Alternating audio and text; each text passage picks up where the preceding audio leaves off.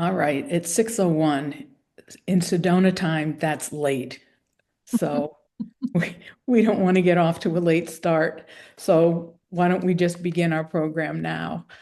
I just have to welcome Robert Hubbell to this program. It is sponsored by Democrats of the Red Rocks in Sedona, Arizona. We have people from all over the country that are tuning in today, so this is very exciting for us. In football terms, we have outkicked the coverage. To get a speaker like Robert Hubbell is wonderful for us. It's a real honor. For those of you who are here who are not familiar with Robert, he is a major rock star among activists and political junkies. Robert is an attorney who started writing newsletters for his family and his friends. And those newsletters evolved into a Substack column with thousands of readers. Thinking people today are furious with mainstream media for normalizing a campaign and a candidate and antics that are anything but normal. Lots of us have abandoned our old sources of news. We've canceled our subscriptions because, well, one, it's simply too distressing to watch and too distressing to listen to nonstop hair on fire stories that make us question whether we're living in an alternate reality. Instead, a lot of us are turning to Substack columns by people that we trust. People like Robert, people like Heather Cox Richardson, Jay Quo. Um, there's a lot of good stuff on Substack. Those of us who follow Robert know that his writing is calming and encouraging, and he presents a perspective that in our agitation we might overlook. For several years now, he has been there to talk us off the ledge and tell us the real story, as he says, through a lens of hope.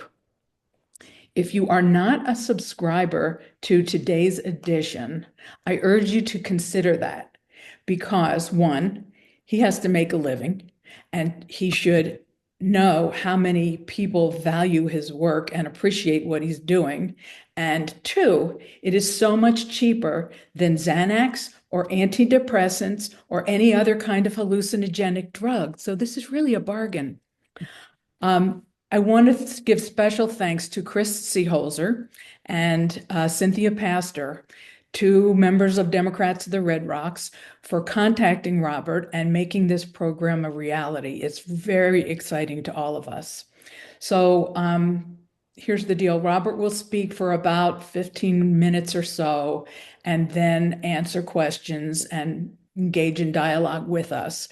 If you have questions, please put them in the chat, and then I will sort through them and read them, and he will be happy to respond. So it is with great pleasure that I welcome Robert Hubbell to Democrats of the Red Rocks and Arizona. Thank you. Welcome, Robert. Hi, thank you for that kind introduction. Let me tell you how hard it is to get me to speak to your group. All you have to do is ask. Um, I love speaking to grassroots groups. I put a little note in the chat asking how many people are subscribers.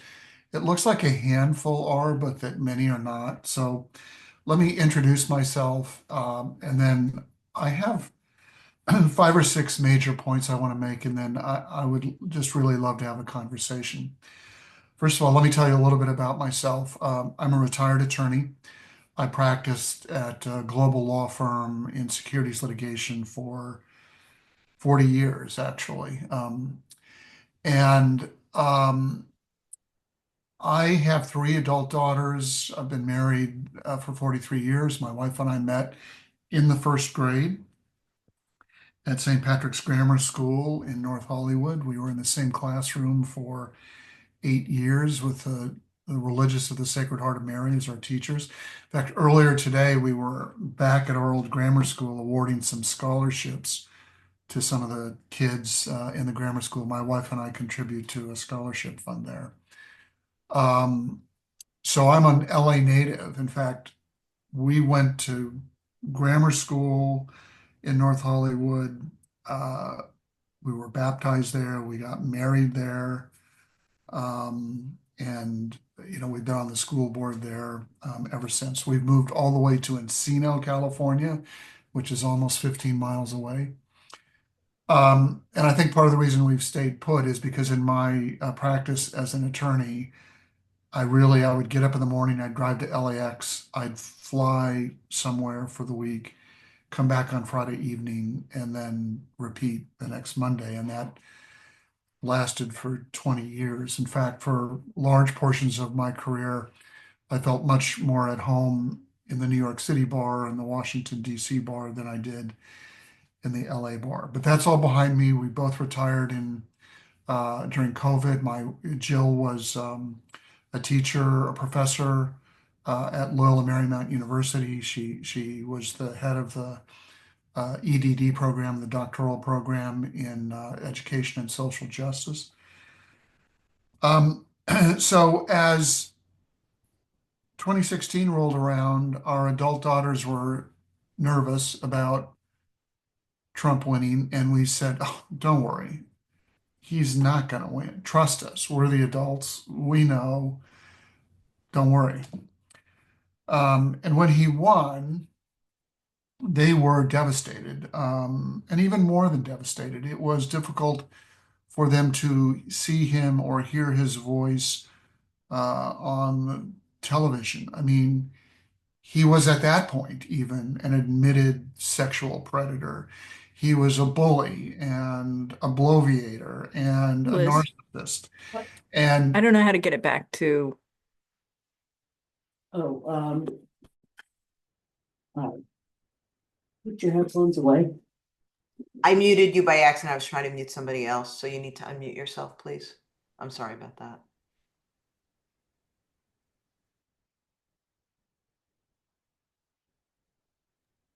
There you go. okay, what was the last thing I said? Bloviator. So Daughter. they could not watch him on television. One of our daughters, needed some intervention to help reground her. And as we went through all of that process, Jill and I were talking about, well, what can we do to help our daughters make it through what's going to be a very difficult 4 years? And Jill suggested that I send an email to them every night, just summarizing for them what happened in the news, since they had cut off their social media, cut off their access to television news and everything like that. So I just started sending a nightly email to them in November of 2016. And then in February of 2017, a couple of family friends said, you know what, we're feeling the same way. Can you send us a copy of what you're sending to your daughters? And so I did that for a couple of days, and I got tired of making up a new subject line every night. So I just put in the subject line of an email, today's edition.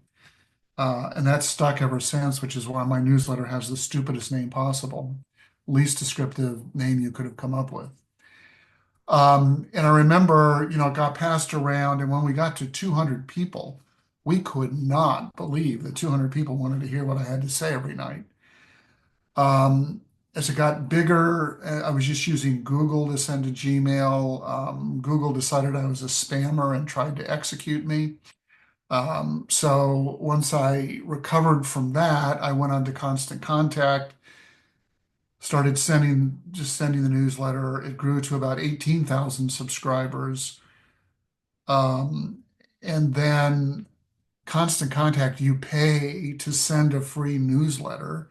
So it was costing me, $1,500 a month to send a free newsletter to 18,000 people. So I had heard about Substack because a lot of readers were reading Heather Cox Richardson on Substack. So I just, it was free for me to write and to distribute. So I went over there. Almost everybody followed me over there. And now there are about 90,000 plus people in my database that I send a newsletter. There are about another 30,000 people who follow me through the app, and sort of the daily reads, the daily opens and reads and pass alongs are about, 125, 150,000. And I give you that background not to brag because it has never been my desire to grow the newsletter for growth's sake. I want you to know that there are that many people out there who feel like you do. People who want a calming voice and someone to look at the news in a way that says, let's set aside all of the cynical attempts of the news media to frighten us into desiring more and more as a way of trying to calm our fears, when in fact they just exacerbate them. They put us into a feedback loop that is really very addictive and harmful and negative. And so, sort of my first point is this is hard for everybody. And I think it's helpful to say that out loud because I communicate with readers every day. And one thing that I hear from readers is that they feel alone or they feel like their feelings are something that are private or that they're ashamed of or that they're carrying a burden on their shoulders all by themselves. And that's just not true. Tens of millions, hundreds of millions of Americans feel exactly like you do. There is nothing wrong with your television set. That's a reference to the Twilight Zone that I think most of you will get. We're living through very difficult times. And everybody feels that way. And I'm going to tell a story. I'm going to anonymize it in a way. But through the newsletter, I've gotten to talk to all sorts of people who would have, at institute colleges and universities I couldn't have gotten into, law firms or government agencies that have never would have hired me. And so I've had the opportunity to get to know people all across the United States and even indeed the world. And frequently when I'm corresponding with them and talking with them, it's like I can't believe I'm having a conversation with this person. Because they're people that you all know and that I all know and that we see on the cable news and that we do this and that. And so I was talking to one of these famous personages who is a very kind person and was talking with him on 2 days after the George Floyd murder. And this person is famous for writing about race relations in America, has won the most prestigious awards that you can win for writing about this.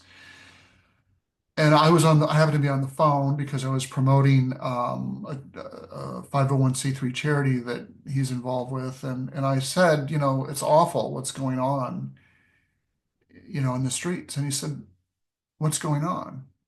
And I said, well, all the civil unrest over, what happened with George Floyd. And he said, this is a guy who makes his living writing about race relations and has risen to the very pinnacle of that profession. He said, Rob, I can't watch the news. I have young children and it frightens me for their future. Everybody feels the same way. All the anchors, all the writers at the New York Times, all the billionaires who are trying to mess with our lives, all fear for America. So the first point is, if you feel that way, that's okay. In fact, if you didn't feel that way, it wouldn't be human. I mean, my God, we're in a stable democracy and we've elected this monster. Of course, we should be feeling anxious. And the rest of my remarks are sort of, how do we get through this period, recognizing that we understandably have these feelings? How do we push ahead? What do we do to save democracy? So I have a couple of points to make. Some of them are there's just things that I've developed in talking to readers. But let me skip to the end, and then I'll go through these talking points. We're going to outlast these bastards. All it will take is for you and me not to give up. For generations before us, civil rights marchers, civil rights advocates fought for years and decades and centuries, and they lost and they lost, and they knew they would continue to lose, and they knew that they would never live to see the America that they were fighting for. But they continued to fight because they understood that their job was to endure. And if they could do that long enough, then another generation would come along to save America. And that happened. It happened in our lifetime. And I'm not suggesting that our role is now relegated to simply enduring. But I do want to say that if the people on whose shoulders we stand did that for us, can we not endure for 4 years to get to the point where we will once again have sanity prevailing in the White House? Of course we can. We are going to win. As Martin Luther King said, although he wasn't the first, the moral arc of the universe is long, but it bends towards justice. And it has not been dented by what's happening with Donald Trump. We as a group are feeling particularly assaulted, and especially women, because of what's happened with Dobbs and the reactionary retrogressive movement. We are feeling for the first time in our lives what generations of Black Americans and Hispanic Americans and Chinese Americans and Japanese Americans felt for decades. And they survived, they endured, and we can certainly do so as well. So I feel confident that we're going to make it. All we have to do is stick together and don't give up. And we can stick together and don't give up, and you can feel horrible personally, and that's okay. You may not be able to control that. The sticking together and the not giving up part are the operative pieces of this. So one thing that I see, I'm now on to my second point, just to give you some guideposts here. One thing that I see readers frequently do when they reach out to me in a panic is they look at and hear about all of the horrible things that Trump is thinking that he might do. And then they assume that all of those things will come true, and that all of them are going to come true today or tomorrow or next week. What they're doing is they're taking the future and they're collapsing everything bad possible in the future into the present moment. Well, some of those things might happen. Most of them won't. And even if some of them do, they don't come at us all at once. The future comes at us one day at a time. And we can deal with the future one day at a time. That gives us time to react and plan and think. So try to step outside the catastrophism. It's not quite, that's not the correct pronunciation, but the tendency of the press and particularly some anchors that we all know and love, their opening monologue consists of this bad thing and then this bad thing and this bad thing and this bad thing and this bad thing. And then pretty soon we're up to 24 bad things, and then we got to go to a commercial break. And if we hear that night after night after night, we are being conditioned to sort of collapse the future into the present moment. And that's not the way it happens. So that's my first point. Just deal with today, and then we'll deal with tomorrow. That doesn't mean that we shouldn't be proactive and plan and be strategic and things like that, but not all the bad things are going to happen all at once. The second sort of major point that I talk to readers about when they're feeling panicked is not to ascribe to Donald Trump and the MAGA reactionaries or Elon Musk or whomever superpowers that they do not have. The press is guilty of this. It's if Donald Trump says something, then they react like, well, of course it's going to happen. And that's just not true. Any objective look at what Trump has said and then accomplished over the last 8 years shows that he fails and fails and fails and fails and fails. And the reason he continues to say, I'm going to do this, is because it depresses us, it causes us to despair, it causes us to react in a defensive posture. Well, just don't believe it. He's a con man. He's a grifter. He's a manipulator. So today in the news, a reporter asked Donald Trump what he was going to do to lower grocery prices since he campaigned on that promise. And he said, well, it's really hard to lower grocery prices. In fact, presidents don't really have the power to lower grocery prices. What? I mean, he just ran a whole damn campaign on lowering grocery prices. And at the first moment, the first question he gets asked about it, he says, oh, I'm just kidding. I was just talking concepts of a plan. So when he says he's going to deport 10 million people, he's not. He is going to cause 10 million people to fear deportation, and that's almost as cruel and as bad. But just because he says something doesn't mean it's going to happen, and yet the press acts like it will. Certainly, that's what you would take away if you were to read the headlines and the stories. And just let me give you another example. Remember that time 3 weeks ago when Trump was going to adjourn Congress against their will and just use recess appointments?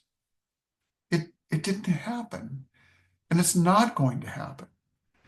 And yet, for 3 or 4 days, the press was telling us it's going to happen. So, point one, don't collapse the future into the present moment. Point two, do not ascribe to Donald Trump superpowers that he doesn't have. He's actually an incompetent con man who, as I said, fails much more of the time than he succeeds. The third point I want to make is really something that you all are doing right now. And that is the only way to get through this period is in community. So here you are. You're a part of Red Rock Democrats or Democrats in Red Rock. I don't have the name right, but you're part of a group that gets together and lifts one another up and then leverages your actions into greater actions.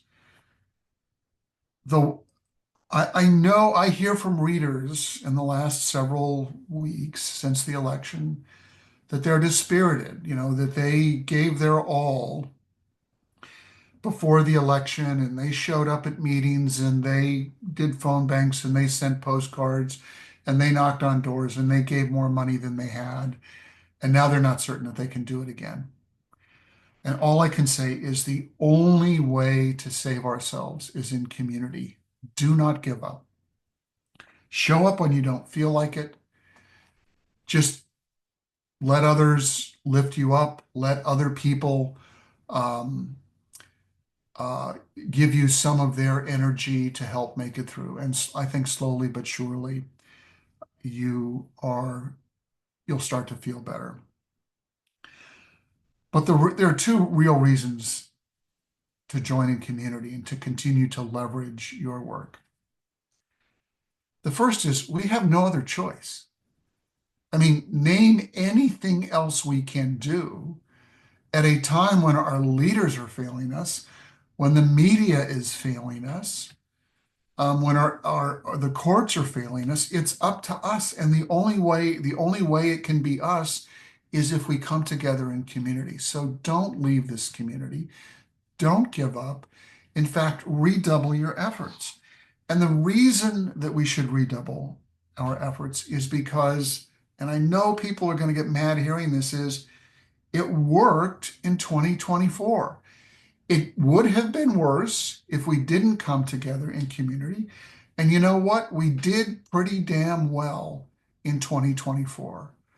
We are that close in the House, and that close is a tied House. I mean, Mike Johnson needs Hakeem Jeffries to get anything done. And given the gerrymandering that was going on, given the lift that Trump brought to the Republican Party, the fact that we kept it to effectively a tie is a monumental achievement. And it could have been worse. And then at the presidential level, it was a close election. I mean, I think that the best analysis I've seen is that the difference between Kamala winning in the Electoral College versus not, let's put aside the popular vote, was about 700,000 votes across 5 states. So 30,000 votes in 5 states. Nope, I didn't quite do that right. 700,000 votes in 5 states is about 100,000 votes and 110,000 votes in 5 states each. In an electorate of 150 million people who voted and 250 million people who were eligible, 700,000 votes is a tie, essentially, on election day. And really, the election was decided by the 90 million people who didn't show up. So all this BS about a landslide and, Democrats being in a minority and being in disarray is just newspapers and cable news trying to sell soap. We are incredibly competitive. We beat Republicans in 2018. We beat them in 2020. We beat them in 2021. We beat them in 2022, in 2023, and in special elections in 2024. We prevailed, I think it was in 10 reproductive liberty ballot measures in 2024. We lost the presidency and we lost ground in the Senate. But if you'll notice, we beat them 6 out of 8 times. And so for us to all of a sudden walk around and act like we're in the permanent minority is just objectively wrong. We came very, very close. And then this is the hard part. But I think we need to speak the truth. And that is, things are going to get bad. Even though Trump won't be able to do everything he says he wants to do, they're going to get bad because of the fear and confusion and cruelty that he will inflict on some people. He will screw up our foreign policy. He will screw up our economy. We will damage our alliances. Will damage our healthcare systems, not because they'll necessarily be able to change them, but because through their incompetence, they're going to undermine the administrative state that keeps the largest economy in the world afloat. And I don't say that to gloat or to say they're going to get what they have coming. We're all going to suffer because of that. But if we all suffer, that means that in 2026 and 2028, the narrative is on our side. And we have to start acting like that today. Because as I wrote in a newsletter a week and a half ago, the 2026 election has already begun. And while I understand that people feel bad, we need to get moving again. And we just don't have a choice. We are going to win. It's just a question of when. But if the only thing that we do is to hold the bulwark, hold the line, abide, endure, so that the next generation can come along behind us and achieve ultimate victory, well then, hallelujah. There is no greater duty, no more sacred trust than doing exactly what the people who came before us did.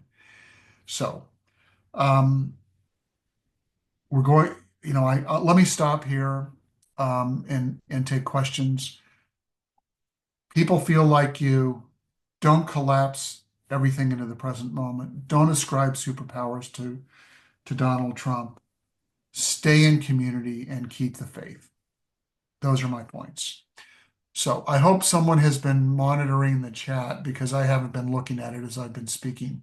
We do have a few questions. Okay, Shelley or Ellen, if you could direct my attention. Okay, the first question is from Mark Anton, who is one of our board members, who says there seems to be a growing anti-government, anti-science attitude amongst our citizens. I think this has something to do with the outcome of our last election, not just nationally, but also locally. Do you agree with this? And if so, what should Dems do to counter this approach to our collective endeavor? Yeah, I agree with it 100%. The MAGA reactionaries are counting on it. They're counting on people being ignorant and not being able to critically think about things like infectious diseases and whether the earth is flat or round or growing hotter because of carbon emissions. You know, it comes down to public education. I mean, we have not provided the resources that our public education needs, and that's Republicans see a relative advantage in undermining public education through vouchers so that what most people get in public school is not enough to allow them to think in a scientifically literate and critical way. Um, and I will say to all of you that you have a special burden not to fall for conspiracies, not to, you know, you have to be disciplined. You have to be, critical thinkers. Every day I get emails from readers who send me things that they've read on places they shouldn't be reading, in my view, that says, some conspiracy theory. Um, and they say, is this true? And I'm happy to answer those questions. But even when I don't know the answer natively, it frequently only takes me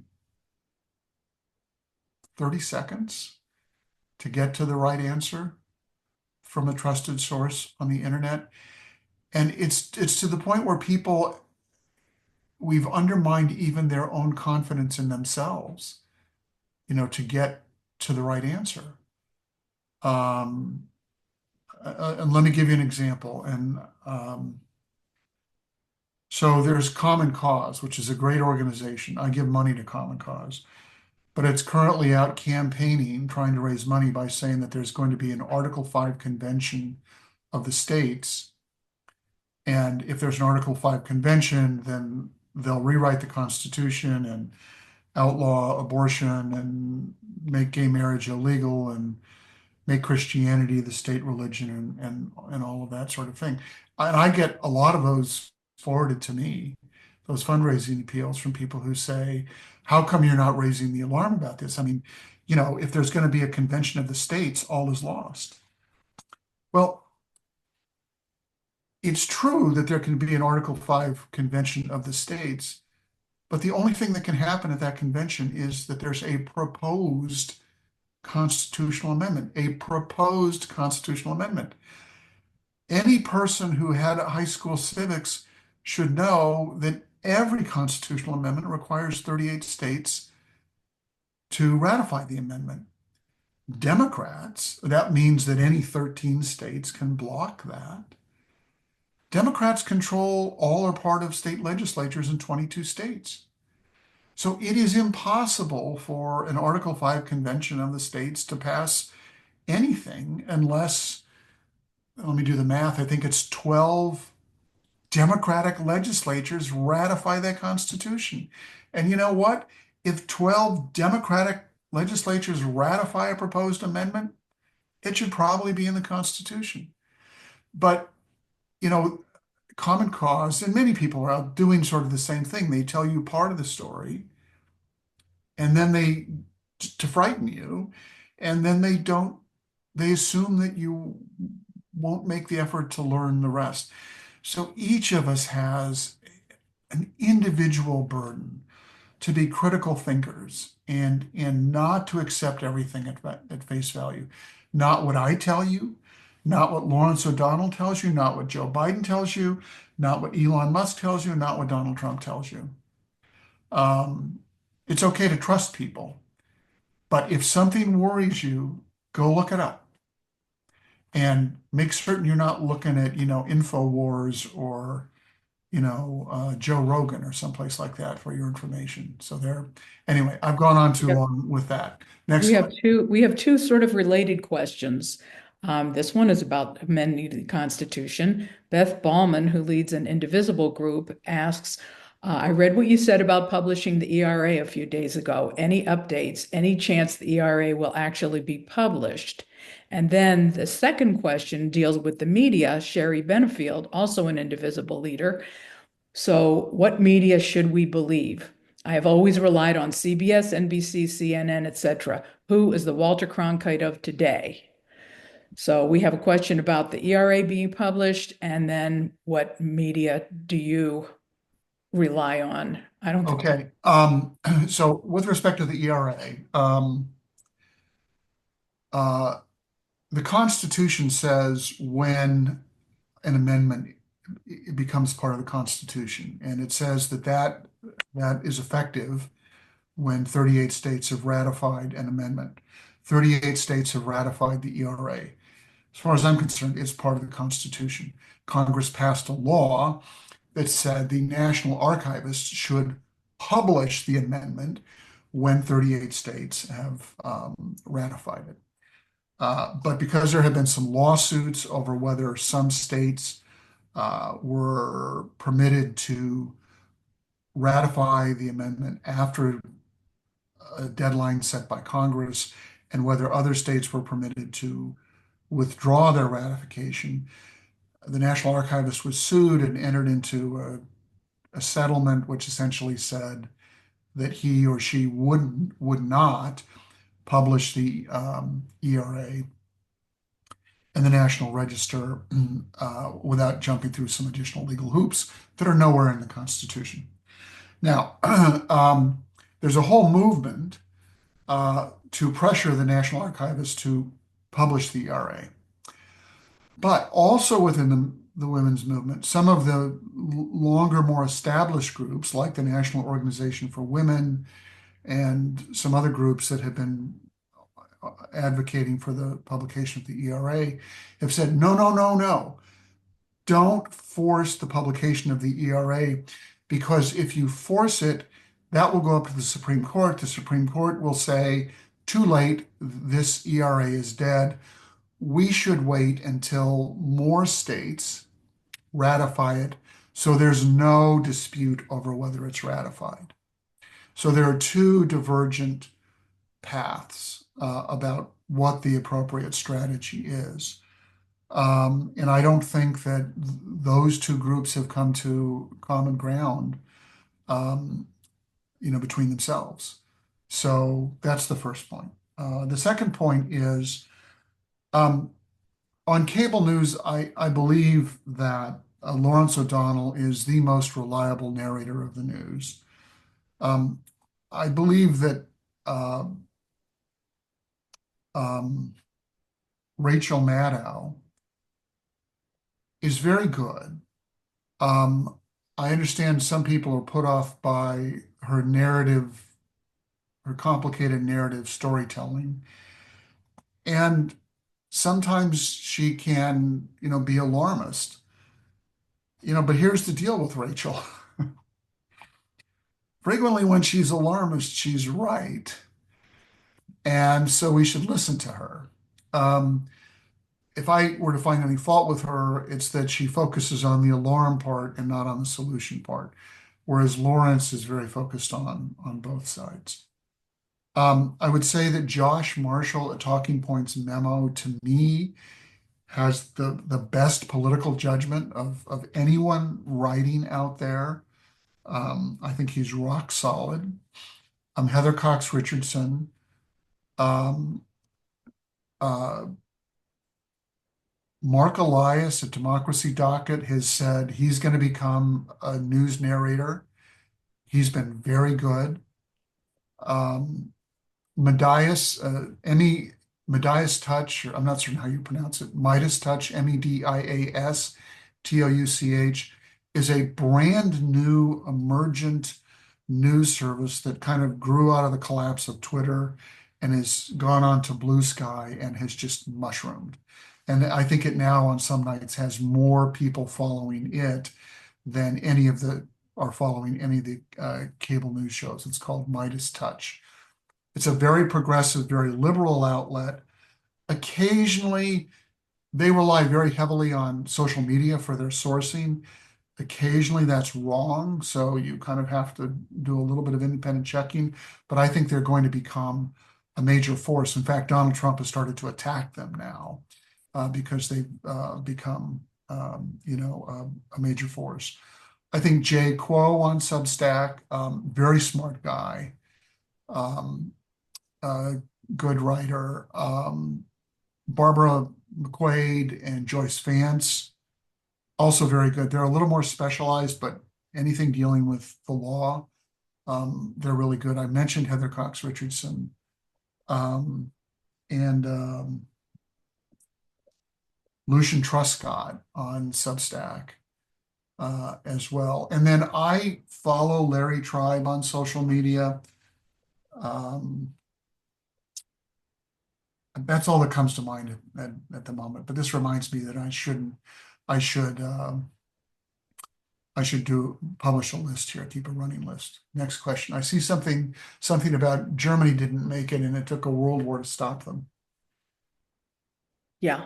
Somebody want me to address that? Let's ask one about climate change first, if that's okay with you. Peggy Chaikin is asking, people who vote for climate action definitely are in the minority. So how can we give presence to the progress made for climate,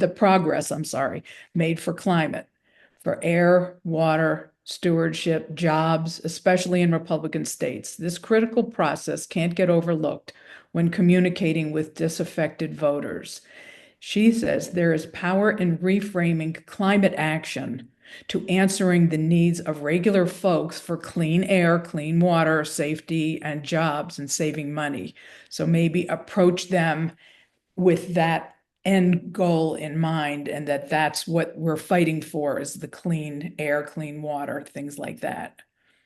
You know who's doing this is Bill McKibben. And I think it's called, is it Third Act? Does anybody know, or Second Act? McKibben, K-I-V? Bill McKibben. Okay. It's Kibben. It's Third Act. It's Third Act. He's doing exactly everything that the questioner asked about. It's a great organization. I'd love to see that become a mass movement because he's trying to reframe climate change as an issue of democracy and social justice. It's a great organization. And Bill McKibben, is phenomenal. So if I could say what the path forward is, it's something like Third Act, which is a group of activists that are grounded in defending democracy, a group of climate activists who are grounded in defending democracy because Bill McKibben has concluded the best way to protect the environment is to ensure that our democracy is healthy so we elect the right representatives. And at the end of the day, it's hard to see a different way forward. And so, I've spoken to that group a couple of times and been incredibly impressed every time I have. All right, Jeff Harvey's question. Thank you. 1930s Germany didn't make it, and it took a world war to stop them. I'm concerned about Trump's ability to co-opt people. So many that we thought were reasonable Republicans gave up all semblance of dignity and reasonableness for their own personal advancement. And he lists a whole list of Republicans that we Yeah. know have drunk the Kool-Aid. Yeah, it's shocking, isn't it? I mean, one after another, they have just fallen. It's a good question. I get asked that a lot. And let me say the following. First of all, we're not pre-war Germany. We haven't come through a devastating period of economic depression and hyperinflation. Secondly, there were anti-Semitic and white supremacist strains in Germany that have echoes in the US, but that were obviously much stronger than we have. But, at the end of the day, the United States is a union of 50 states. And that's both its strength and its flaw. The notion that the federal government is going to turn into a Hitler-esque Reich is just laughable. I mean, suppose the federal government came up with some idiotic mandate that half of the states didn't want to follow. They just wouldn't. They wouldn't. If California stopped sending taxes and revenue to Washington, D.C., the United States would collapse economically. And the bankers and the brokers on Wall Street know that. And they're not gonna let that happen. So, our weakness is that we're sort of 50 bickering states that are evenly divided. And that turns out to be a strength. No one's going to be able to take 50 bickering states that are evenly divided and turn them into what happened in Nazi Germany. At least that's my belief. And in saying that, I do not want to dismiss the very real fears of people who fled Nazi Germany, who are readers of my newsletter, or whose parents were killed in concentration camps, who saw the tanks roll into Paris. They still live. They have reasonable fears over that. So we can't dismiss those fears. But I do think we have to just recognize that whatever we are as a nation, we're not Nazi Germany. And I guess the other thing that I would say is that, two other things. The world is just much more globalized now than we were when Nazi Germany was isolated because of the peace treaties. Treaty of Versailles, I think that's right after World War I, essentially isolated it and punished it. I mean, the United States is the world. Everything that is happening in China and Ukraine and Africa is happening in the United States. So I think that the economic ties are just too intertwined. That's why anytime anybody tells me there's going to be a civil war in the United States, I just say, get in your car, drive 50 miles in any direction, get out of your car, look around and see if it looks like a place where Americans will be shooting at one another over politics. And the answer is absolutely not. While we talk about red states and blue states, red states are mixtures of Democrats and Republicans and independents. If there was a civil war, what would happen in Mississippi? The people in the rural areas whose customers are in the city would declare war on their customers.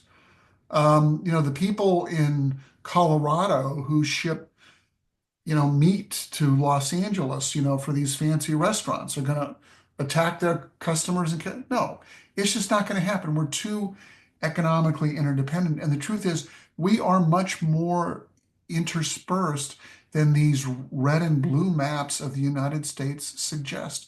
Even in the reddest states, there are intensely blue enclaves that are the heart and soul of those states. So no, I don't believe there will be a civil war in the United States, and I don't believe we'll become Nazi Germany, because we just won't. And then here's one other very dark fact, and I even just hate to bring it up.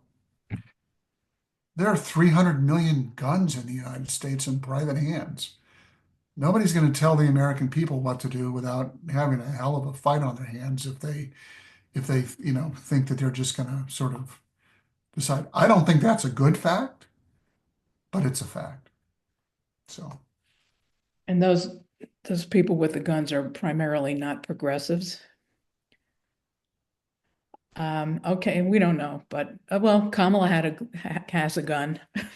So, okay, the next question is a combination of a couple of questions from Linda Childs and Susan Shapiro, and it has to do with Democrats' messaging and how we defeat the MAGA messaging machine, because Democrats have not been as effective in persuading people to their point of view.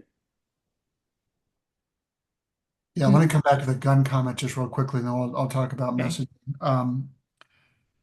There are many, many, many more gun owners in the United States than there are members of the NRA. Most gun owners are not members of, the sort of extremist groups that are out there. So somebody put in there's Democrats with guns groups. I believe there are half or more of the people who own guns are completely law-abiding, progressive self-defense type of people. Messaging. This is, here's my one stop fixes everything. We just need to stop telling the truth. Now, I'm being sarcastic, but I'm trying to make a point. The reason it is harder for us to message is because we're dedicated to the truth, and they are not. Go back to my comment earlier today where I said Donald Trump said today, well, yeah, really presidents don't have the power to control the price of groceries. It didn't bother him during the campaign to say that he was going to reduce the price of gasoline to nothing and he was going to reduce the cost of eggs. And he doesn't mind lying. They don't mind lying about anything. We do. Good for us that we're bound by the truth, that we're constrained by the truth. Could we be more effective? Probably, but I think that's extraordinarily difficult to figure out how to do that. Everybody's trying to pick apart the last campaign and say what went wrong and what went right. And there's a debate amongst those pundits right now about whether Democrats overinvested in traditional social media or underinvested. And so people are now saying, well, Democrats wasted all this money on, social media ads, when what she really should have done is she just should have gone on more podcasts. Well, maybe that's true. I don't know, but it's a fluid situation, and getting it exactly right is difficult. I also think that we just have to acknowledge that foreign actors are putting their thumb on the scale of messaging in the United States. I'm on Blue Sky, which is a new social media app that's not Twitter. It's very much like Twitter. And time again, new people who show up on Blue Sky say, wow, two things happened. First of all, I had 5 million followers over on Twitter, but when I would publish something, I'd get 5,000 likes. I come over to Blue Sky and I've got 100,000 followers, far, far, far less. But when I publish something, I get 50,000 likes. So the level of engagement is hugely greater on Blue Sky. Why is that? One answer is that of the 5 million followers on Twitter that this person had, 499,000 of them were bots. They're just bots from foreign actors trying to influence what gets promoted or gets spread in the United States.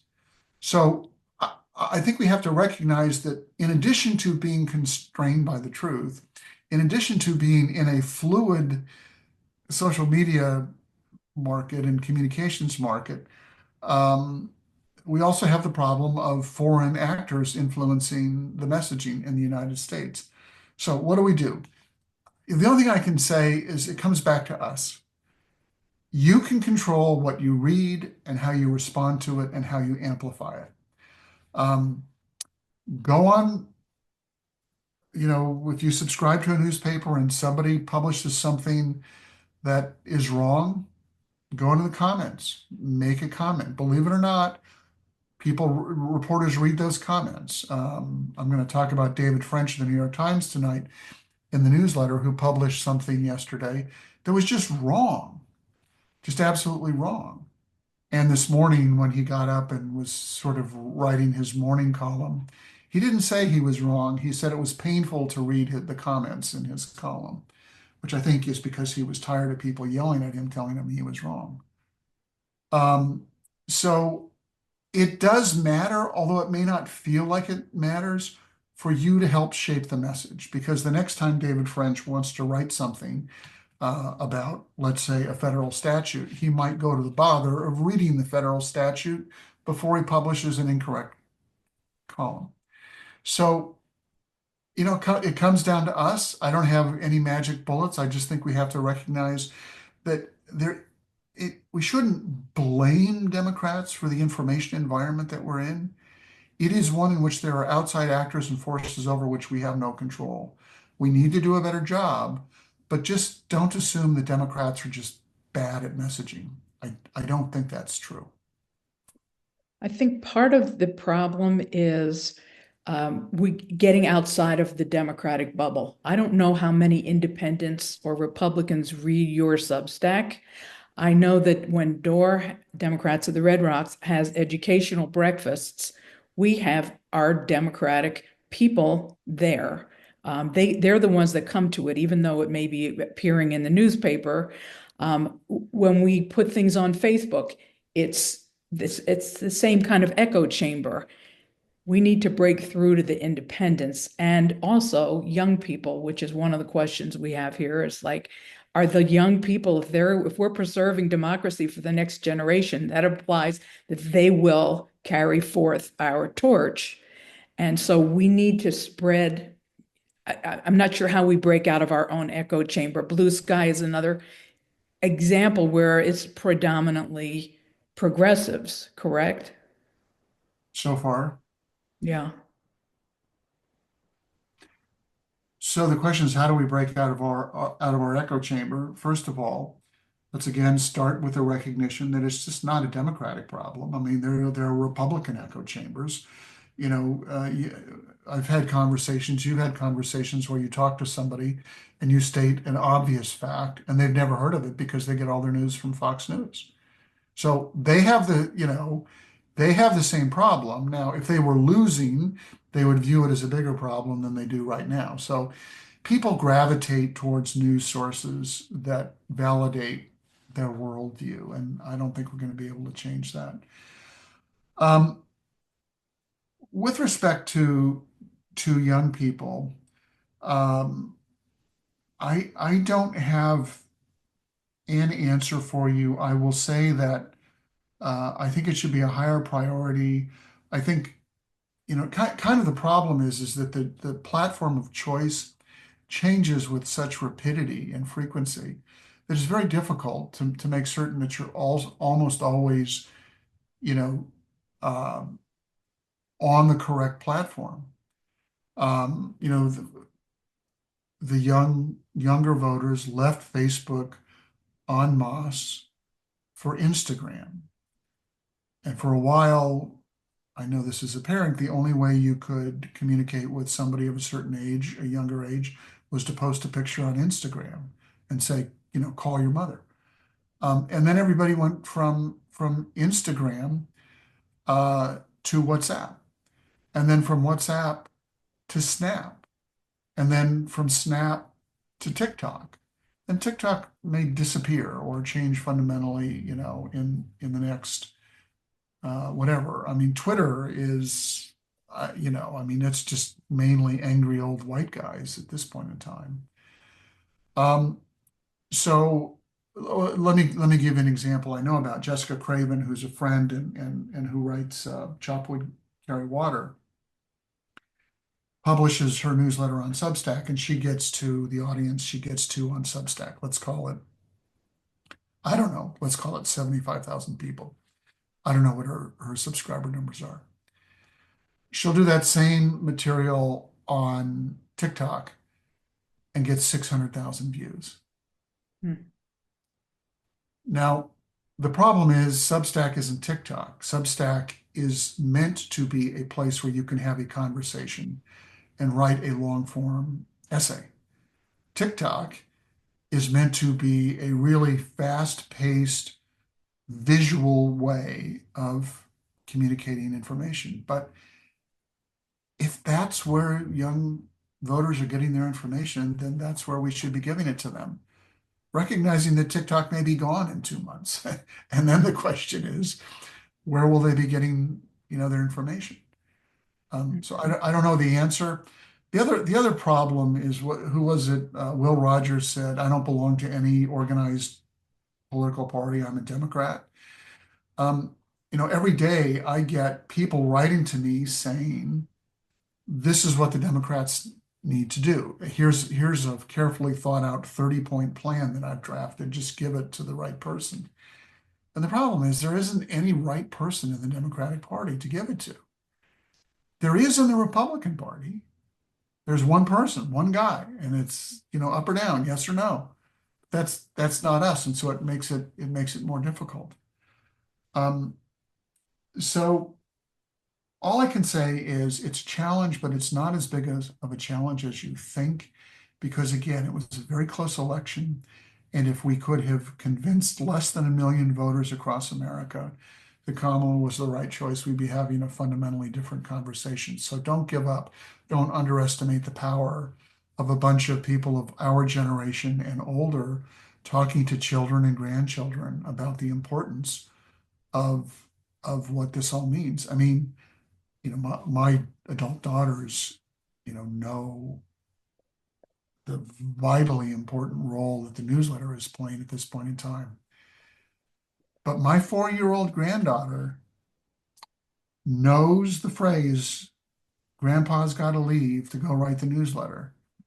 And frequently, if we don't say that and we get up to leave my daughter's house, my 4-year-old granddaughter will say, "Are you going to go write the newsletter?"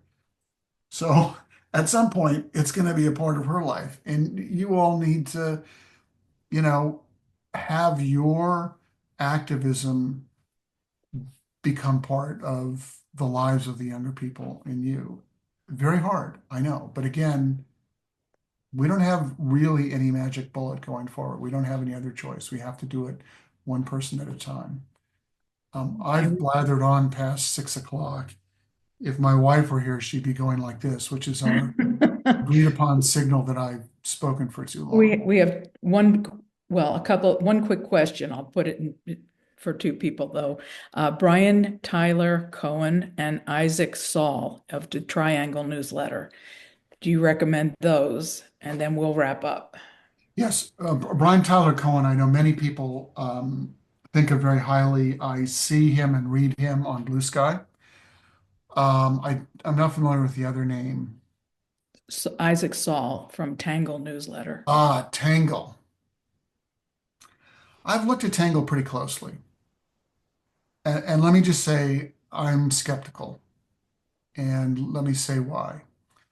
I listened to a very long story about whether Senate recess appointments were constitutional. And for like 90% of the time, it was completely down the line. Here are these arguments, here are those arguments. And then, like, the last 10 minutes was probably this guy, Saul, giving his view. Now, one problem I have is that it implies that there is a false equivalency between the Republican arguments and the Democratic arguments. But it just gives the Republican arguments from these fringe sources as if it just says, here are the arguments. And it doesn't say it's from, Joe Rogan or uh, Elon Musk or Vivek Ramaswamy, who none of whom are reliable narrators. It just says here, and then it'll say, and then here's the Democratic argument from the New York Times, and the Harvard Law Review, and from whatever, completely different. So there's this kind of built-in false equivalency. But when it got through to the end of that, and I listened to the narrator sort of say, now I'll tell you what I think. And what he said is, there have sort of been recess appointments all along. But, if Democrats are going to be obstructionists and they're going to, really hold lengthy hearings, and they're going to be obstructionists, and then they're going to, want to do background checks, and they're going to be obstruction. He used the word obstructionist 3 or 4 or 5 times in reference to Democrats performing a constitutional duty of advising and consenting to presidential appointments. And it was so subtle. And he was so nice and articulate and being so fair. But the message was unequivocal. Democrats are obstructionists when they want to hold the hearings that are provided for, indeed demanded in the Constitution.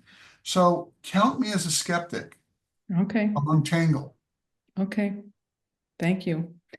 In keeping with your suggestion of community, we are a very strong community here in Sedona and the Verde Valley and all of Arizona with the progressives. I just want to make an announcement to everyone that on Inauguration Day, January the 20th at 10 a.m. Arizona time, which is noon in Washington, D.C., during the time of the inauguration, we have hired out the Mary Fisher Theater, and we are having a Don't Watch party.